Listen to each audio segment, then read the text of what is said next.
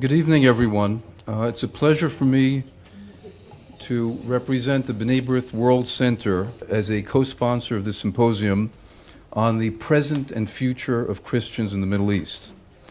Now, I assume that most of you in the audience are familiar with B'nai B'rith International as one of the largest and oldest Jewish organizations in the world, established in 1843 and active in Israel since 1888, in pre-state of Israel, obviously.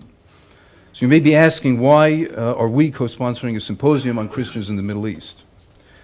Well, besides being a Jewish organization concerned with security and the resilience of the State of Israel, B'nai B'rith is also a human rights organization concerned with the conditions faced by people all over the world, including the plight of Christian minorities in Arab countries. This issue, tragically in our view, is not covered in the Western press in any consistent and deliberate way, nor dealt with by Western governments, leaving millions of Copts, Assyrians, Greek Orthodox, and other Christian minorities to face discrimination, forced conversions, abductions, rape, murder, and dispossession, and other gross human rights violations in silence.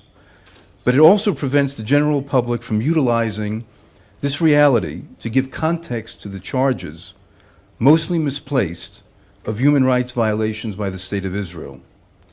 The B'nai B'rith World Center and the Ecumenical Fraternity in Israel earlier today completed a 4-day consultation with 20 mainline Protestant pastors, activists, and intellectuals to discuss these churches' increasing criticism of Israel, culminating in a letter signed by 15 church leaders accusing Israel of war crimes and calling on the U.S. Congress to cut military aid to Israel.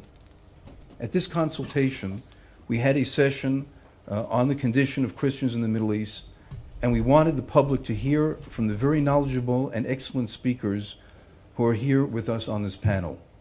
What I'd like to do now is to invite Reverend Dr. Petra Held, the director of the Ecumenical Fraternity in Israel, to make some opening remarks, followed by our panel.